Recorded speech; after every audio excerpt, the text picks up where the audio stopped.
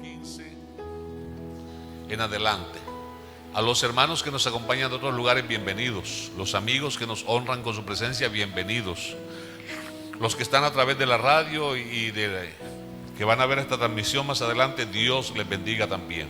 Mateo 18:15, leemos en la NTV, en el nombre del Señor Jesús hasta el final. Amén. Si un creyente peca contra ti, háblale en privado y hazle ver su falta. Si te escucha y confiesa el pecado, has recuperado a esa persona.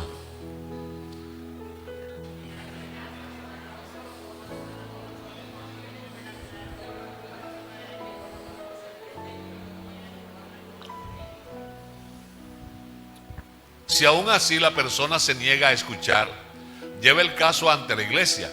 Luego, si la persona no acepta la decisión de la iglesia, trata a esa persona como a un pagano o como a un corrupto cobrador de impuestos.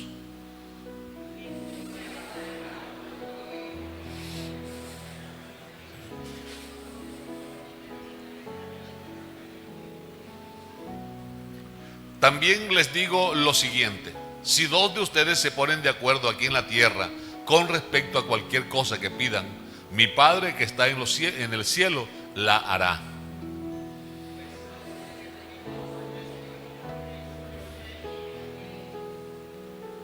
Luego Pedro se le acercó y preguntó: Señor, ¿cuántas veces debo perdonar a alguien que peca contra mí? ¿7 veces?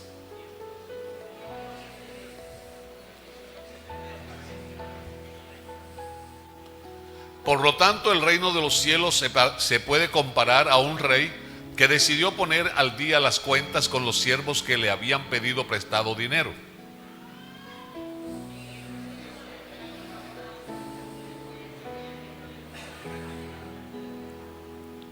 No podía pagar, así que su amo ordenó que lo vendieran, junto con su esposa, con sus hijos y todo lo que poseía para pagar la deuda.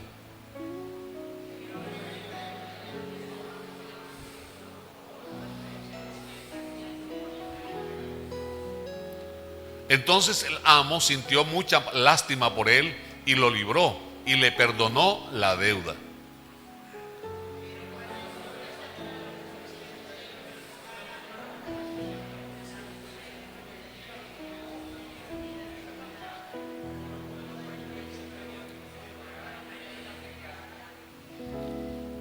El compañero cayó de rodillas ante él y le rogó que le diera un poco más de tiempo. Ten paciencia conmigo y yo te pagaré, le suplicó.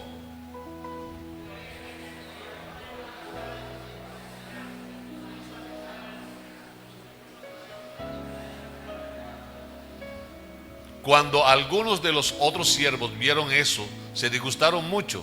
Fueron ante el rey y le contaron todo lo que había sucedido.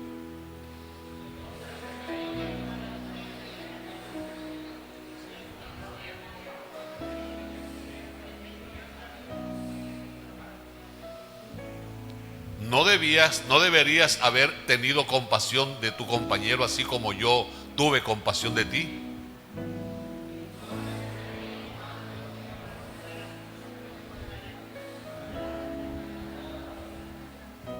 Amén. Esto es lo que le hará mi Padre Celestial a ustedes si se niegan a perdonar de corazón a sus hermanos. Mi buen Salvador, te doy gracias en esta mañana por darme la oportunidad de servirte. Tú conoces, Padre Celestial, nuestros corazones. Mi alma está hambrienta y sedienta de tu palabra. Aliméntame, por favor. Susténtame. Alumbra mi entendimiento para que pueda asimismo compartir la palabra, Dios eterno, con tranquilidad, con libertad, con verdad, con unción y revelación de lo alto. Alumbra el entendimiento de cada uno de mis hermanos y amigos aquí presentes, para que al salir de aquí algo haya cambiado en nosotros. Por favor, háblanos al corazón. Que nada impida el fluir de tu palabra. Cualquier oposición, cualquier pensamiento adverso, lo sujetamos bajo autoridad en el nombre del Señor Jesucristo. Que seamos conscientes de tu presencia aquí. Que tengamos conciencia delante de quién estamos y en casa de quién estamos y quién es el que nos está hablando. En el nombre del Señor Jesús. Amén. tenga la amabilidad de sentarse dándole gloria a Dios. Muy bien, vamos a continuar con el estudio que estamos llevando a cabo los domingos sobre el perdón. El primer domingo veíamos que Dios es perdonador y que solo Él tiene esa atribución de perdonar al ser humano. Y lo perdona no en razón de que el ser humano lo merezca, sino porque Él es perdonador en sí mismo. Luego estuvimos viendo, ampliamos este tema, luego vimos cómo nos llegó el perdón de Dios a nosotros los gentiles. Amén. En el día de hoy vamos a mirar entonces el perdón entre semejantes. Y esto nos lleva a la figura de la cruz. El perdón de Dios hacia la humanidad es algo que viene del cielo, es un regalo que Dios nos da. Pero ahora, en el pasaje que hemos leído, también está establecido la forma como Él enseñó para que nos perdonemos entre nosotros. Entonces, está de lo alto a la tierra y el transversal. La relación entre nosotros, cómo debemos perdonarnos. Por eso el tema, el perdón entre semejantes. Pareciera a simple vista que Mateo 18:15 fuera la única forma de administrar perdón entre creyentes. Pero si uno lo lee despectivamente, pareciera revictimizar a aquel o aquella contra quien se ha cometido una falta. ¿Cómo es que comienza Mateo 18:15? ¿Se recuerda? Si tu hermano pecare contra ti, ¿cuál es el procedimiento ahí? Ve y habla con él, o sea, peco contra usted. Entonces usted tiene que buscarme a mí. Tras de que yo le hice daño, usted ahora tiene que revictimizarse buscándome a mí. ¿Sí o no? Eso es lo que aparece que diera a entender. Pero Dios no es así. Dios no es injusto. Si leemos de manera simple, se sigue ahondando más el asunto. Porque tras de que le hice daño o usted me hizo daño, entonces yo tengo que perseguirlo a usted para que me perdone o para yo perdonarlo. Si la persona decide no perdonarme, no creerme, entonces hay que acudir a la segunda instancia. ¿Cuál es la segunda instancia? Buscar 2 o 3 testigos. Y ya eso va llevando el caso a un segundo o tercer nivel. Porque nos está remitiendo a las leyes apodícticas del pueblo de Israel. O sea, leyes que Dios estableció ayer que permanecen firmes hoy, que no admiten reinterpretación. ¿Oyó? Y el tercer paso es, o sea, tengo que seguir insistiendo. No escuchó a los testigos, bueno, entonces debo decirlo a la iglesia, para que la iglesia en consecuencia tome una decisión. Y sigue aún el caso. Si no admite entonces la decisión de la iglesia, ¿cuál es el cuarto paso?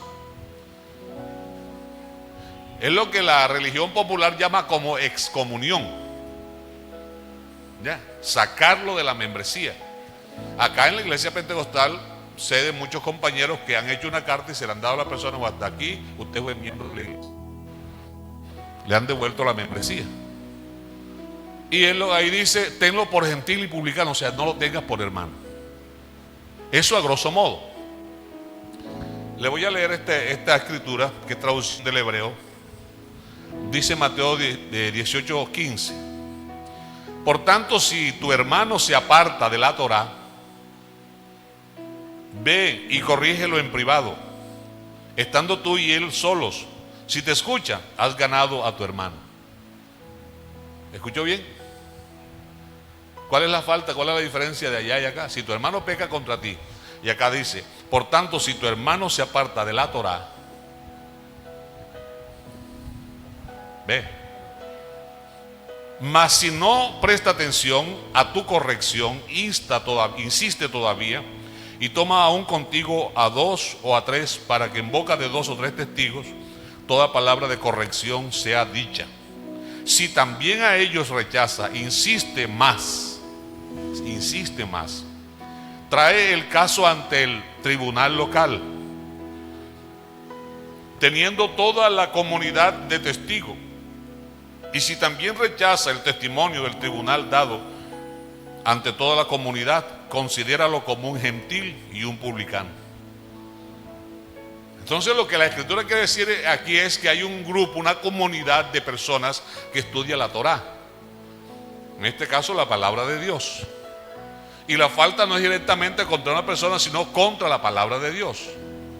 ¿Dónde afecta a la persona? Pues en que para aquella época se necesitaba un número mínimo para formar una sinagoga o una congregación de estudiantes de la Torá, para que pudiera venir un maestro de la Torá y enseñarles, porque esos estudiantes debían sostener al maestro.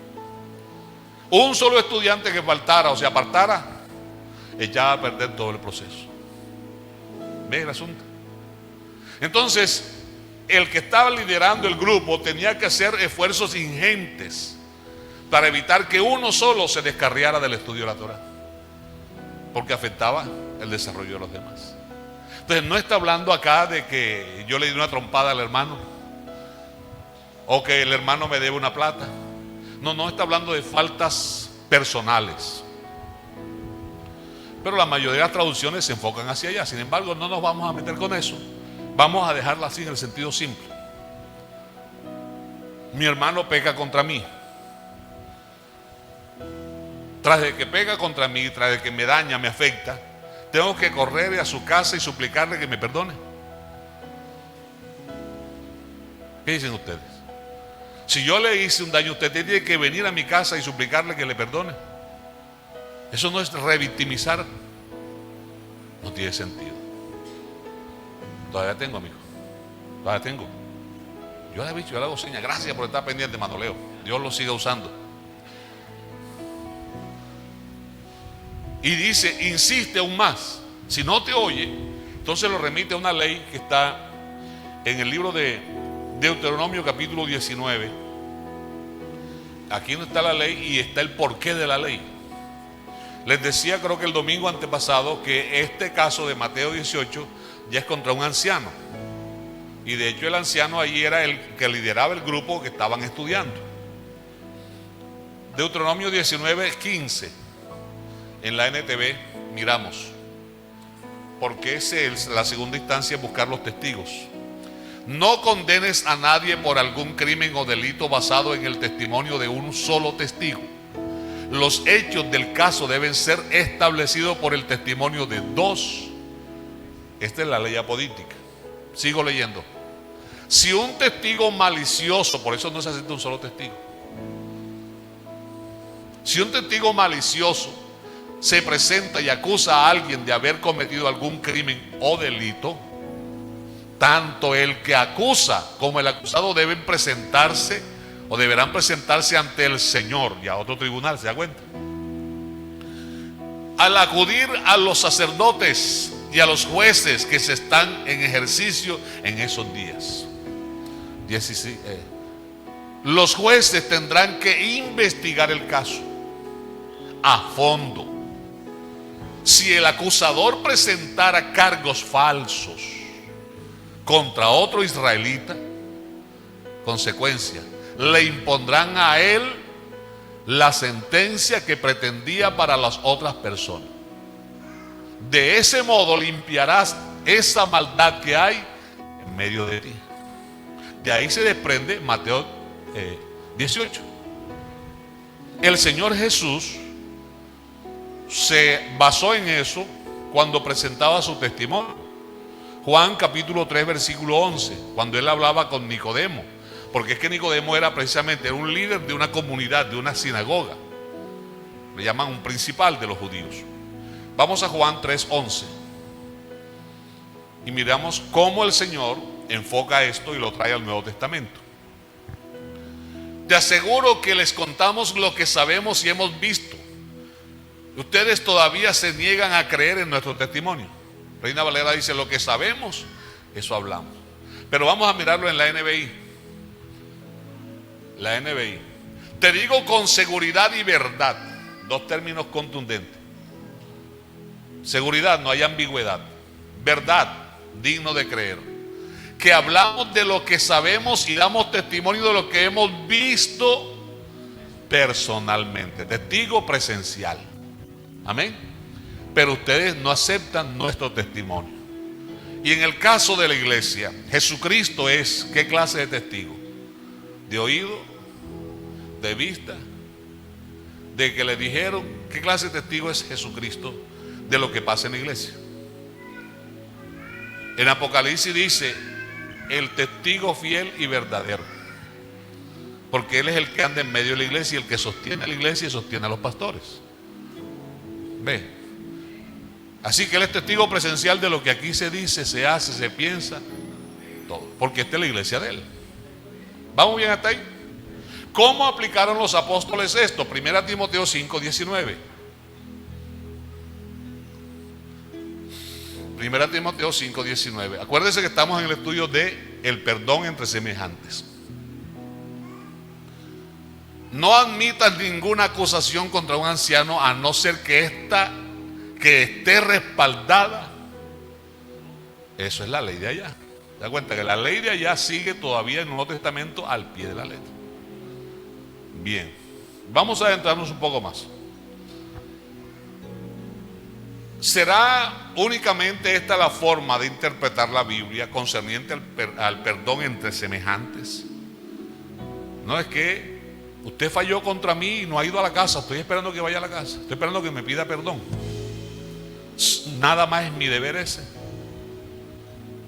Vamos a ver qué dice la palabra.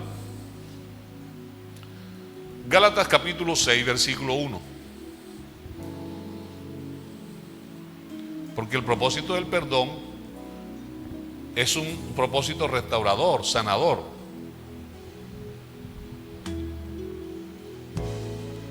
Hermanos, si alguien es sorprendido en pecado, ustedes que son espirituales, de quien perdona, quien restaura, debe ser espiritual, debe ser maduro.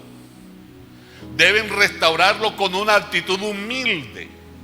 ¿Y quién es el que enseña la cátedra de humildad en la iglesia? Jesucristo. O sea, como perdonó Cristo. Pero cuídense cada uno, porque también pueden ser tentados. O sea, que el que va a perdonar tiene que mantener conciencia de que hoy soy yo y mañana, hoy es usted, mañana puedo ser yo. Pero vamos a mirar ese mismo pasaje en la Dios habla hoy. Dios habla hoy. Hermanos, si ves que alguien ha caído en algún pecado, no es que peca contra mí, sino que falló de alguna manera, y yo lo sé. Yo sabía, pero no dije nada. Está mal la cosa. Vosotros que sois espirituales, habla de cuántas personas hay, de uno solo, o de la congregación.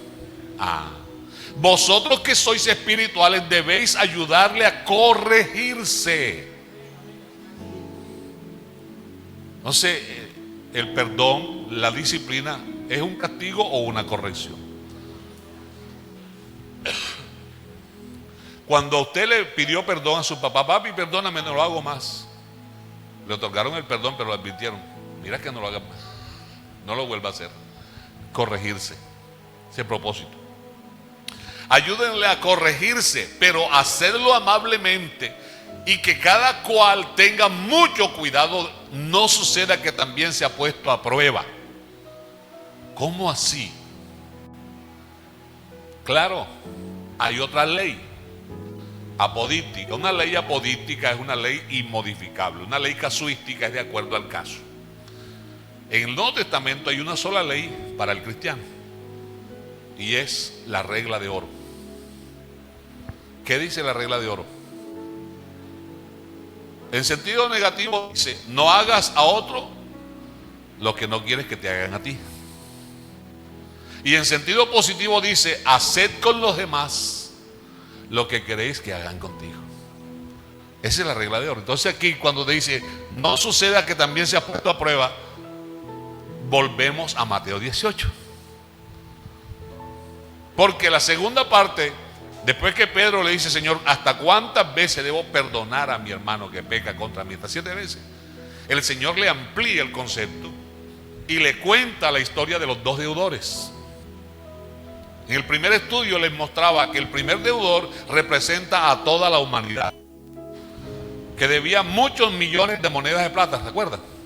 Que esa deuda era impagable y representa el estado del ser humano con el Creador. Nadie puede en manera alguna redimir a su hermano.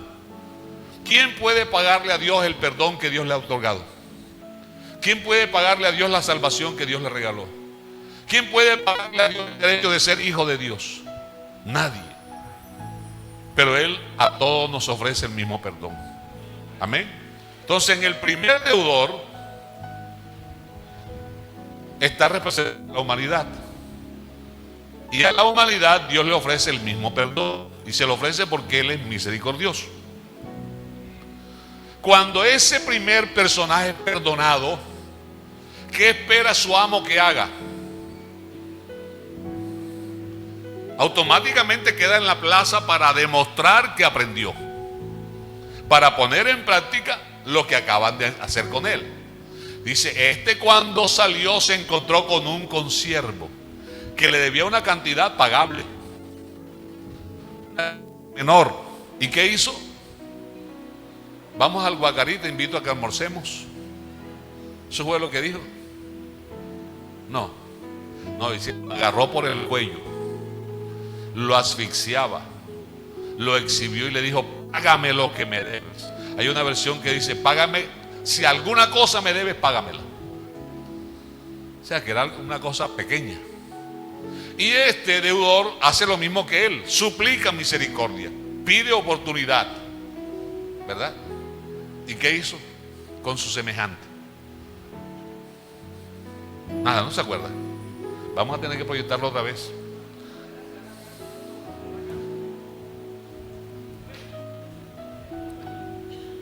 Sí, pero hay una palabrita ahí. Cuando él está suplicando,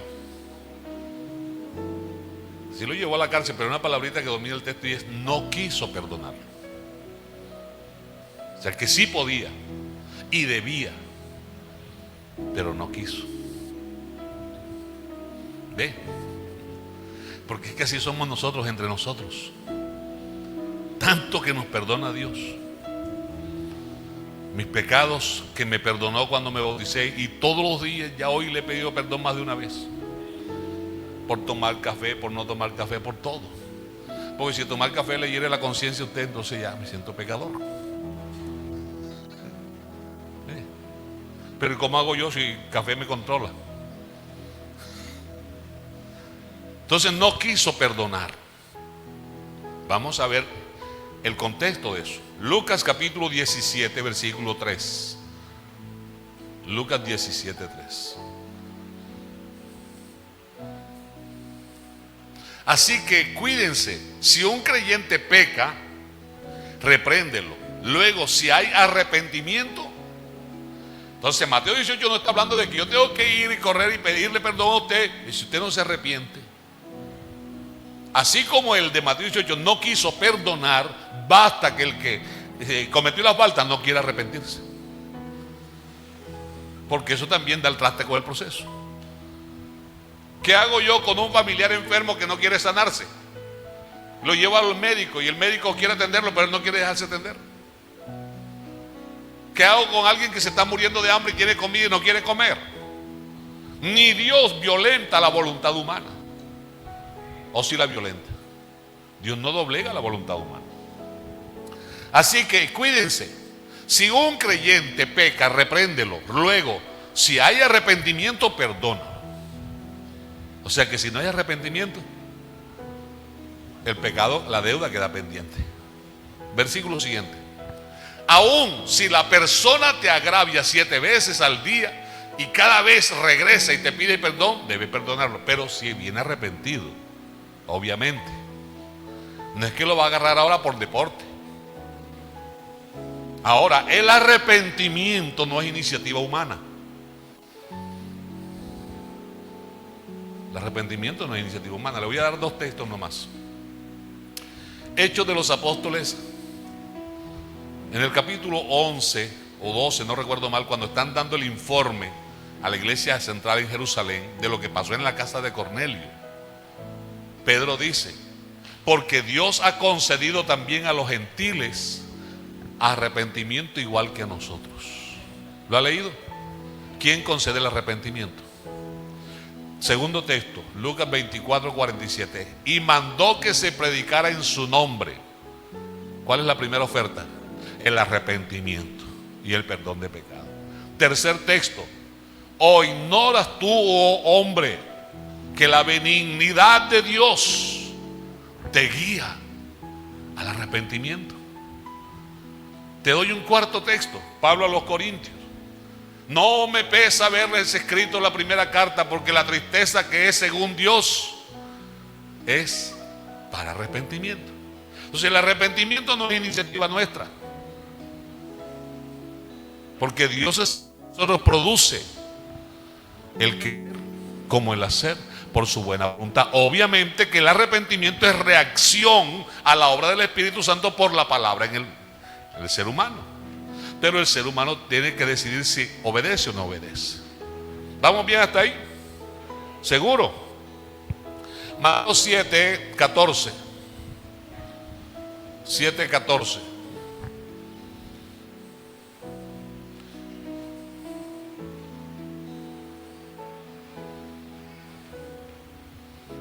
Mateo 7:14.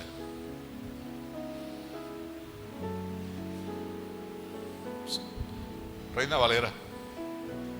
O no, CNTV. Porque estrecha es la puerta. Sin embargo, Marcos será, estoy equivocado aquí. Mateo 6:14, perdón, 6:14. ¿Se da cuenta? Ese es el efecto del café.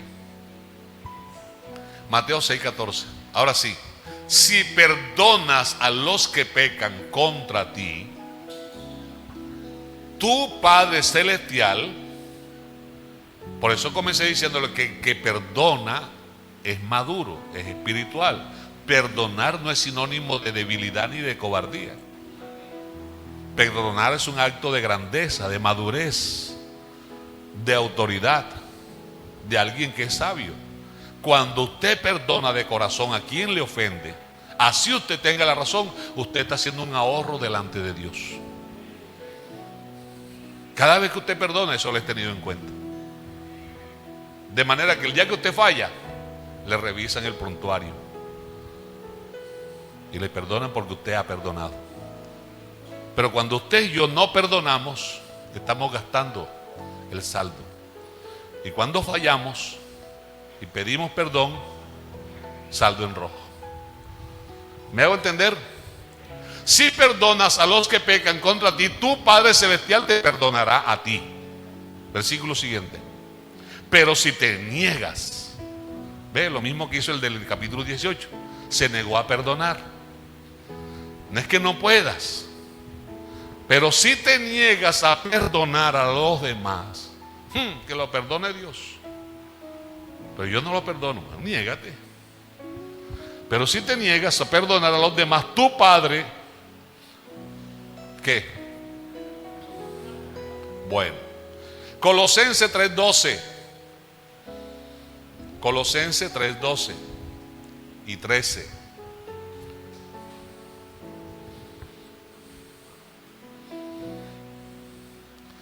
Dado que Dios los eligió para que sean su pueblo santo. Usted es pueblo santo, ¿verdad? Usted es pueblo del Señor, ¿verdad? Además de eso, amados por Él, ustedes tienen que vestirse de tierna compasión, bondad, humildad, gentileza y paciencia. Sean comprensivos con las faltas de los demás y perdonen a todo el que los ofenda. Recuerden que el Señor los perdonó a ustedes, así que ustedes deben perdonar a otros. Entonces, vuelvo a Mateo 18. ¿Es deber nada más de aquel a quien ofendieron perdonar, o es deber de todos perdonarse? Santiago capítulo 5. Santiago 5:17. 5:16. Confiésense los pecados unos a otros. Ay, hermano, pero que usted no es Dios. Yo apenas le cuento mis pecados a Dios. Usted no es Dios para perdonar pecados.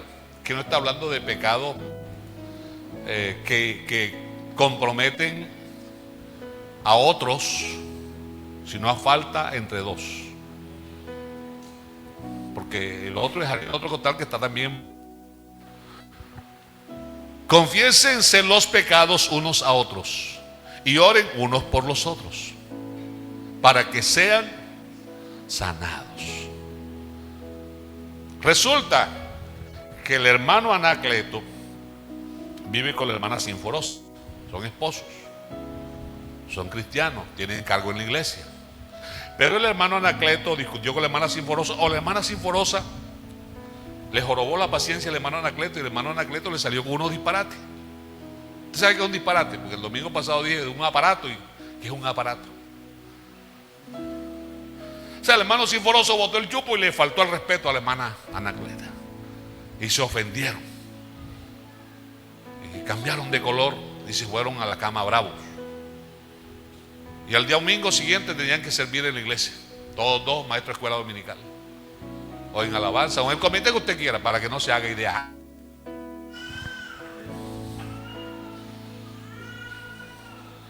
Entonces, ¿qué pasa? Dice el Señor, el mandamiento en Pedro. Primera de Pedro, capítulo 3, versículo 7. Mandamiento para nosotros los varones. Porque yo puedo hacer parte del comité de oración. Puedo hacerme llamar columna de la iglesia.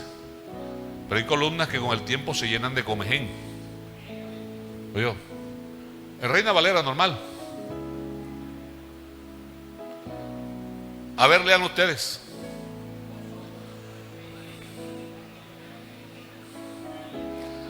Viví con ella sabiamente. ¿Con quién está hablando ahí? ¿De quién habla?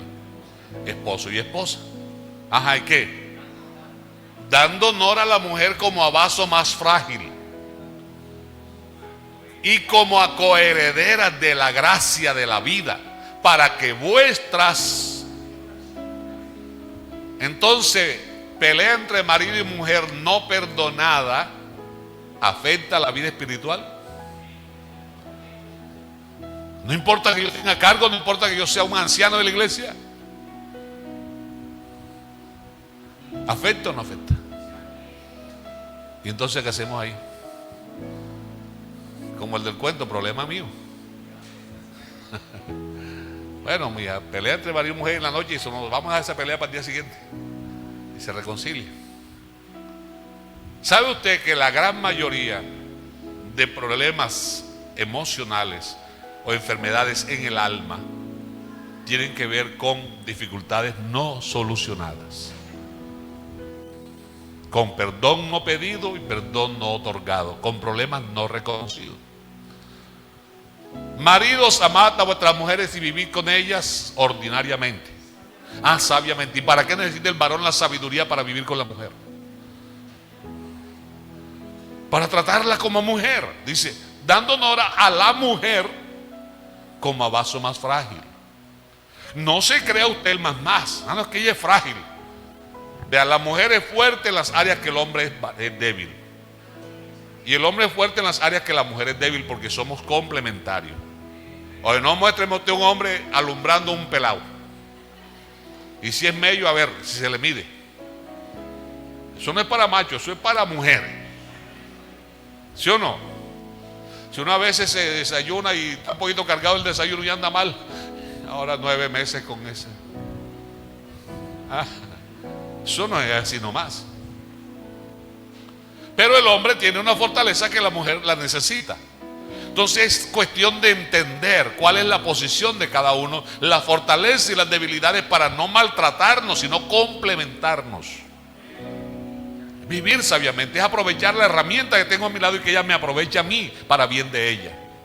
Entonces, vivir con ella sabiamente, dando honor a la mujer como a vaso más frágil, pero la pone al igual, como a coheredera, o sea, que hereda igual que yo. ¿Coheredera de qué? De la gracia. ¿De qué más? mejor? Ok. Ustedes no dicen nada. Como coherederas de la gracia. Bien. Dice entonces, volvemos a Santiago. Una mujer que está maltratada por su esposo se pasa la noche llorando. Al día siguiente amanece con las emociones abajo. No quiere desayunar. Se abandona en su arreglo personal. Se le altera el sistema nervioso central y empieza un desorden en las emociones que tienen que ver con el alma. ¿Oyó?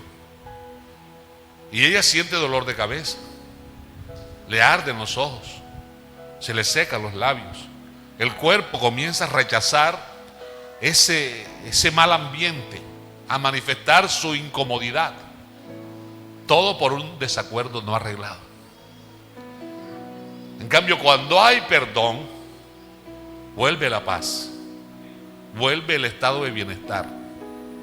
Ahora, en el caso que nos plantea Santiago de una enfermedad por un pecado no confesado, uno como pastor vive esto más a menudo que usted menos se imagina. Por eso es que en 1 Corintios 13, hablando del don de sanidad, es el único que está en plural. Dones de sanidad. Porque no todas las enfermedades tienen el mismo origen. ¿Se acuerda que al Señor le preguntaron, Señor, ¿quién pecó, este o su padre, para que haya nacido ciego? Porque asociaban la enfermedad a la consecuencia de un pecado cometido y no arreglado.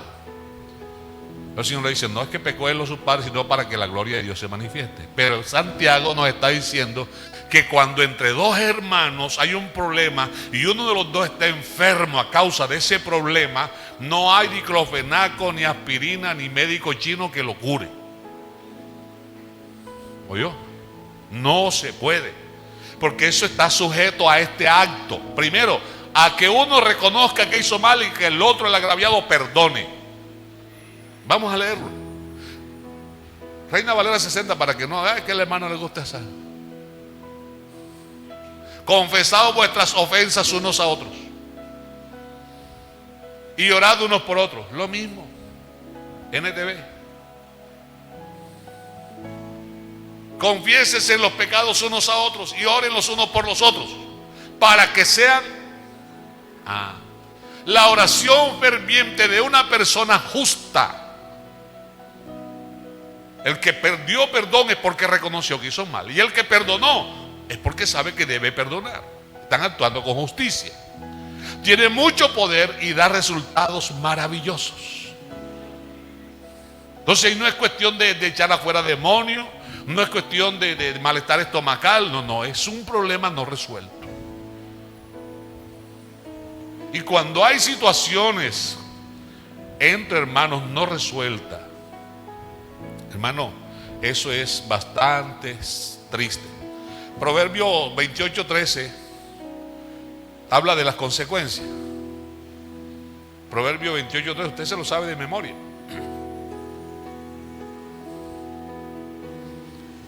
A ver.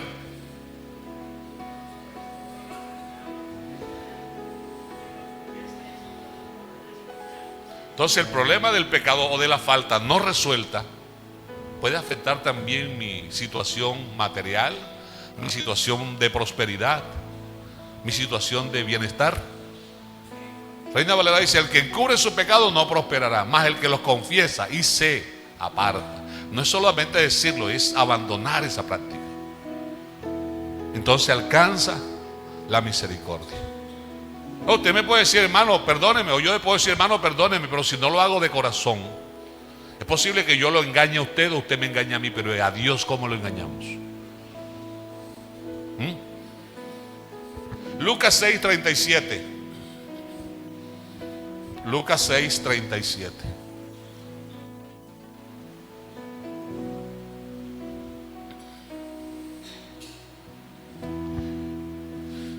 A ver, léalo, Reina Valera. Léalo, hermano.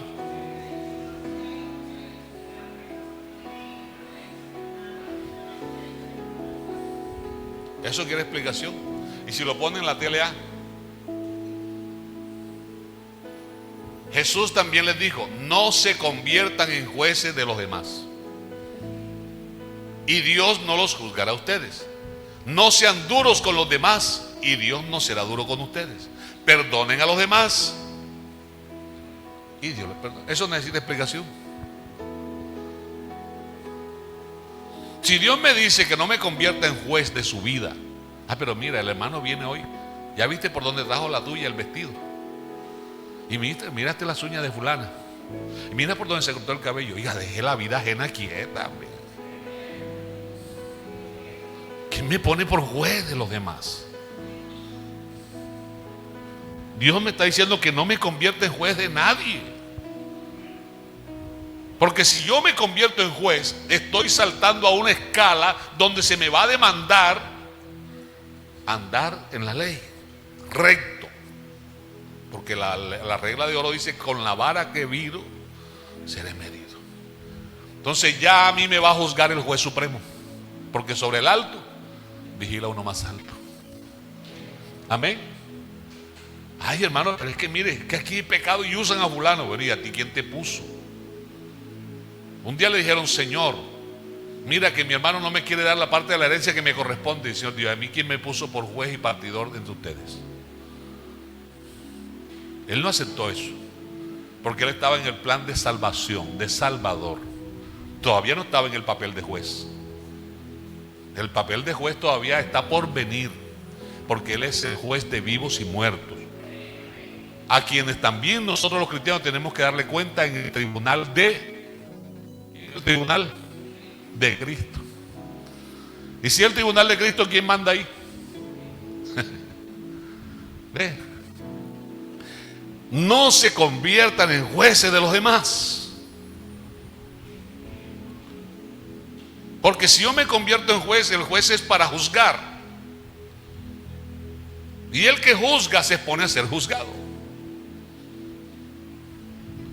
Entonces, le puede pasar como me pasó a mí cuando jugaba en la calle, que le ganaba a todo mundo. Y teníamos una bolita así de cono que salían ante helado, que le tapaba a uno y comía el helado y lo hubiera tapito. Entonces la rellenábamos de papel bien apretado.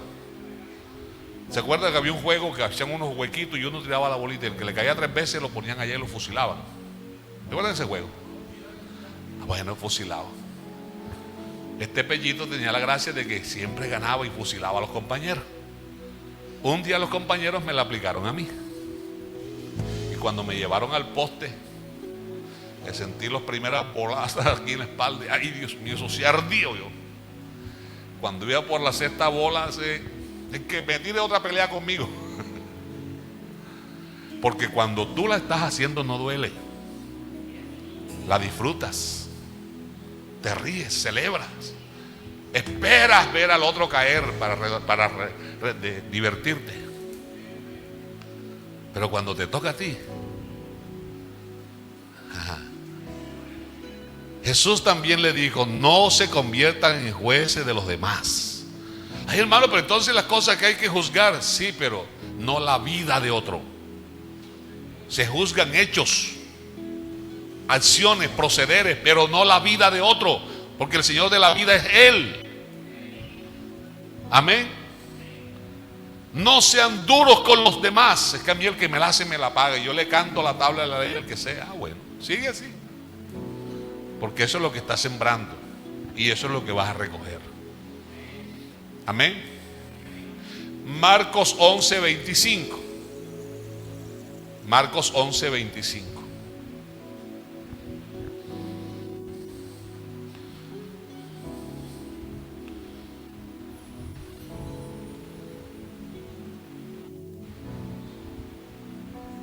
Leo pasa por aquí. A ver, lean ustedes. Ya esto tiene que ver con la vida devocional de cada uno. Ya aquí no es discusión entre esposo y esposa, entre hermano y hermana. No, la vida devocional de cada uno. Cuando oren, perdonen todo lo malo que otra persona les haya hecho. Mateo 18:15 no es la única forma. Cuando oren, perdonen todo lo malo que otra persona les haya hecho. así Dios su Padre, que está en el cielo, les perdonará a ustedes todos sus pecados. Claro, claro. Porque es que cuando estoy orando estoy delante de el Dios, el Creador, el Rey, el Juez, el Amo, el que es todo. Todo. Y si delante de Él, Él que conoce los pensamientos y los corazones, ve que todavía no he perdonado lo que me hicieron el año que llegué, o esta mañana, en el mes de marzo, porque Él ve todo, aún no está la palabra en mi boca y ya sabe lo que voy a decir. Entonces cuando yo le diga, Señor, perdóname, Él me va a decir, no te perdono. Ay, ¿por qué? Porque tienes cuenta pendiente. Entonces delante de Él me toca decirle, Señor, yo perdono a fulano. Y no necesito ir donde fulano, sino delante de Él. Porque delante de Dios me estoy presentando como un igual a aquel que me hizo daño.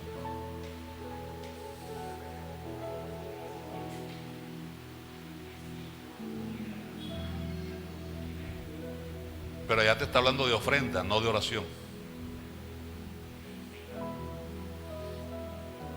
Cuando Caín y Abel iban a orar o a presentar ofrenda. Son dos temas parecidos pero no iguales. Ya. Ahora, este es contexto. Cuando oren, perdonen.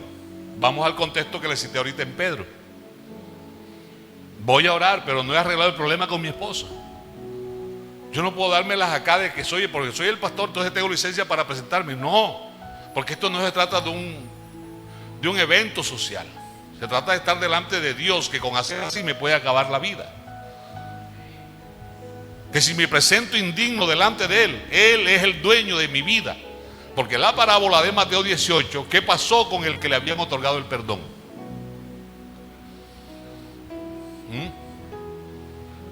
¿Qué pasó con el primer siervo que le perdonaron la gran deuda? ¿Qué pasó después cuando él no perdonó a su semejante? Le revocaron el perdón. ¿Y quién se lo revoca? El que tiene autoridad. Porque ahí dice, el reino de los cielos es semejante a un rey. Pero en el contexto era el amo de aquellos esclavos. Entonces era dueño de la voluntad de aquellos esclavos. Le revocó el perdón y lo metió en la cárcel. Por eso es que viene dando, perdonad y seáis perdonados. Entonces, ¿cuándo la ofrenda? Porque la ofrenda me representa a mí. Y miró Jehová con agrado a Abel y luego la ofrenda. Ahí lo importante es la persona, no la ofrenda. Acá yo le entiendo lo que usted me quiere decir, pero no puedo sacarlo del contexto para hacer de ello una doctrina. Porque aquí estoy hablando del perdón en el contexto amplio. Perdón es semejante. Y si me pego nada más de ese texto, ¿con qué más lo respaldo? No, ¿con qué más texto lo respaldo?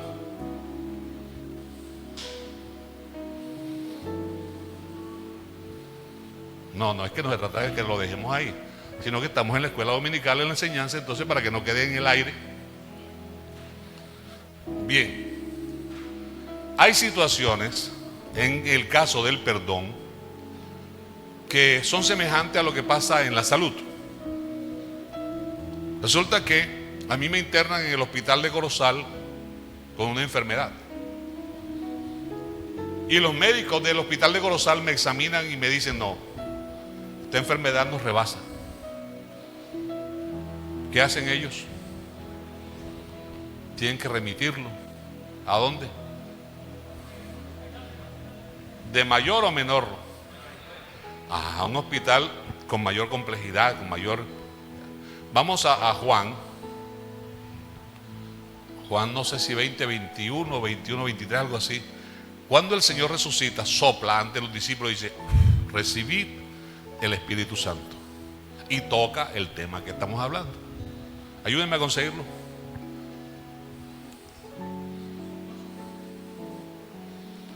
Entonces ahí conecta con un texto que está en Mateo 18. Juan, déjame si yo lo tengo por aquí, 20:22. Gracias. Reina Valera. Ajá, gracias. Juan 20:22. Y habiendo dicho esto, sopló y les dijo: recibid el Espíritu Santo. El Espíritu Santo en la iglesia, que representa el cristiano. No os movéis de Jerusalén hasta que seáis investidos. Es Cristo en nosotros, es Dios ahora en nosotros. Versículo 23. A quienes remitiereis los pecados les serán remitidos, y a quienes se los retuvieren les serán retenidos. Una cosa es que usted me diga orejón, frentón, chismoso, que usted me diga hipócrita, que usted me diga como quiere decir, o sea, faltas contra mí. Eso es una cosa. Otra cosa es que usted me asesine un hijo mío. Es el mismo nivel de perdón. Ay, hermano, pero usted habla de eso. No, es que la Biblia dice: cualquiera que aborrece a su hermano es. Entonces, ¿de qué estamos hablando? Ahora, una cosa es que yo perdone y otra cosa es la justicia de la ley. Entonces yo puedo remitir un caso al Tribunal Superior, así como el hospital remite a un enfermo a una entidad superior. Porque cuando ya el asunto me rebasa, mire, en Mateo 18 hay 3 niveles. Primero las 2 personas, luego los testigos, luego la iglesia. Cuando ya ese tercer nivel se supera, se toma una definitiva. ¿Ya? Entonces aquí me dice, Reina Valera, vamos a poner la NTV a ver cómo dice. Entonces sopló sobre ellos y les dijo: reciban el Espíritu Santo, al Espíritu Santo. Si ustedes perdonan los pecados de alguien, esos pecados son perdonados. Si ustedes no se los perdonan, esos pecados no son perdonados. El de Mateo 18, si no reconoce la corrección del hermano, no reconoce la corrección de sus hermanos, no reconoce la corrección de la iglesia, ¿cómo están esos pecados? Porque en el concepto de él, la iglesia es la que está mal y no él. Mateo 18 te dice: entonces tenlo por gentil y publicano. Y Pedro te dice, Pablo dice: no andes con esa gente. Juan te dice: si alguno viene a ti y no trae esta doctrina, no le digas ni bienvenido. ¿Sí o no? Entonces, ¿cómo se entiende esto?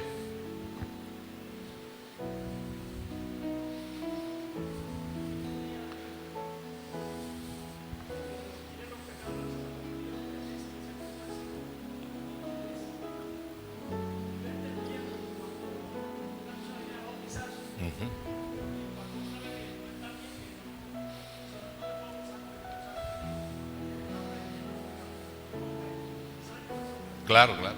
Es que esa fue la explicación que nos dieron. Esa fue la explicación que nos dieron. Yo también la escuché. Pero es que aquí está hablando de que está empoderado por el Espíritu Santo para actuar en el nombre del Señor. El perdón de los pecados es para todas las personas. Pecado inicial, ¿no? Y mandó que se predicara en su nombre el arrepentimiento y el perdón de pecados en todas las naciones. Vayan por todo el mundo y prediquen el Evangelio a toda criatura. Si alguien, después de habérsele explicado lo que concierne el bautismo en el nombre de Jesús, decide bautizarse así, ya esa responsabilidad no es mía. Es de quien da el paso, quien va a adquirir el compromiso. Ahora, si usted, por ejemplo, anda evangelizando y en una refán alguien se convierte, se quiere bautizar, pero usted dice: no, ese pastor yo no confío en él porque no me cae bien, no se lo voy a llevar para que lo bautice, y esa persona se muere, la culpa no es mía sino suya, porque usted es un facilitador. ¿Qué hizo Felipe con el etíope? Es que hay agua. ¿Qué impide que sea bautizado? Porque las almas tienen un dueño. Amén.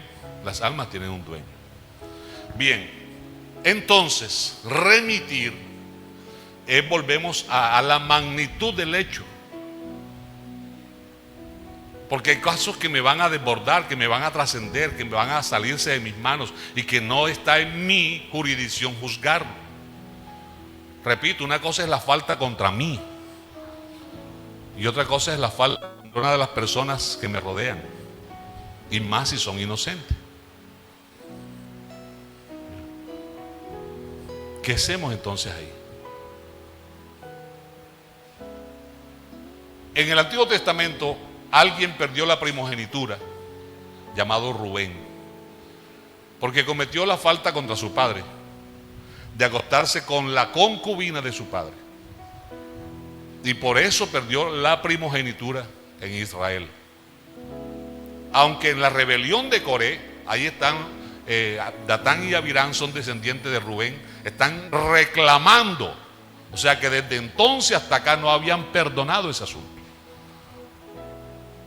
¿Ven? El asunto es serio. Les cito un caso. De cierto se oye entre vosotros que, cosa que ni se menciona entre los gentiles, que uno de los hermanos de ustedes se acuesta con la madrastra y ustedes están felices. Estoy citando a Pablo. Ese tal, reunidos ustedes y mi espíritu, entréguenselo a Satanás. Y esa es otra instancia. Entregárselo a Dios o a Satanás. Ejemplo, cuando Esteban estaba muriendo bajo las piedras, lo están matando. ¿A quién remite Esteban su caso? Señor Jesús, no les tenga cuenta este pecado, recibe mi espíritu. O sea, yo voy a descansar, esto queda en tus manos. ¿Ve? Porque es que Él es el dueño de la iglesia. Él fue el que derramó su sangre por la iglesia. Ahora, nadie puede llamarse o llenarse la boca diciendo, es que lo que yo hago no importa a nadie más.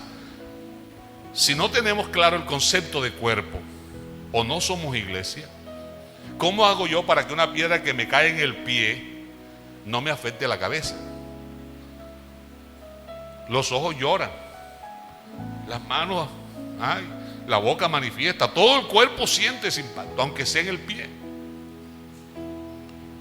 O sea, en Mateo 18 dice, si uno comete la falta de alejarse de la Torah, nos afecta a todos, nos detiene a todos. Ustedes no están muy convencidos de eso, pero cuando María y Aarón murmuraron contra Moisés, ¿eso detuvo al pueblo o no lo detuvo? ¿Y a quién sacaron del campamento? ¿A los dos o a uno? A uno, porque fue una sola la que formó el bonche, María. Y el pueblo demoró 7 días sin avanzar. Entonces se afecta.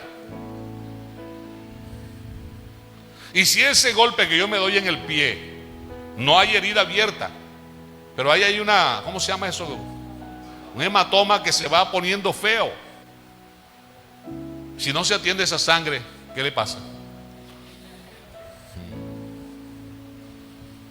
Entonces, el tratamiento del perdón no todas las veces va a ser aleluya, gloria a Dios. A veces es con lágrimas, con sufrimiento, con dolor.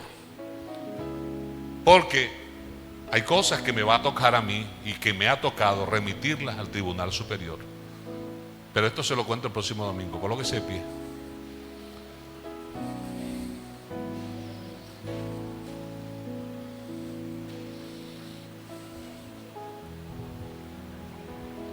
Entonces, en las ofrendas, el pueblo tenía la costumbre de que el animal de la ofrenda, Dios te aceptaba el nombre mío y yo podía seguir como fuera. Por eso desde el Antiguo Testamento el Señor dice, este pueblo de labios me honra, no me traigan más vanas ofrendas, porque el problema no es la ofrenda, el problema está en usted. El apóstol Pablo dice, no circunciden la carne, circunciden el corazón. Entonces es algo más profundo. La ofrenda va a adquirir brillo, éxito, agrado, si yo estoy bien. Pero como se trata de dos ahí, si yo voy a usted y le pido perdón y usted no me perdona, yo limpio mi conciencia, mi responsabilidad. Pero ¿cómo hago para que eso no me afecte? Entonces es una situación más y amerita el estudio de Génesis 4. ¿Por qué te enojas? ¿Por qué te pones bravo? Si haces el bien serás enaltecido, pero Caín no quiso hacer el bien. Es lo mismo acá, yo le pido perdón, usted no me quiere perdonar, ya eso no es problema mío. Si yo delante de Dios y yo perdono a mi hermano, Señor, ya Dios sabe que tengo la intención, que quiero hacerlo, que no guardo nada en mi corazón. No me cuesta nada. Pero igual usted también tiene responsabilidad. porque fue comprado con la misma sangre que yo fui comprado. Esta mañana quisiera que visualizáramos cuánto nos ha perdonado el Señor y cuántas cosas en el hogar, en el comité, en la vecindad, en donde estoy, donde me muevo, están necesitando que se active ese paso del perdón. Porque una cosa es el perdón que Dios me otorga, y luego cuando ya tengo el conocimiento, ese perdón queda condicionado en la oración que Él dijo: perdona nuestras ofensas como nosotros perdonamos a los que nos ofenden. Señor Dios Todopoderoso, sabes, Dios eterno, que tu palabra es verdad. Ella no vuelve vacía. Alumbra nuestro entendimiento. Ayúdanos, Dios mío. A lo poco que sé y entiendo, explico, Señor, anhelando que cada día seamos edificados, alimentados, fortalecidos, alumbrados por tu palabra gloriosa. Ayúdanos, Señor Jesús, a hacer las cosas como a ti te agradan. Por favor, Padre Celestial, que esta palabra perdure en nuestros corazones, pero sobre todo danos el valor de ponerla por obra. En el nombre de Jesús de Nazaret. Amén. Si no tiene prisa, vamos a darle un ensayo al himno que vamos a cantar en el culto misionero. Lo invito al coro. Amén. Nadie me ha tratado como Cristo. Tiene que ver con el tema. Ese Cristo tan bueno, tan maravilloso. Amén.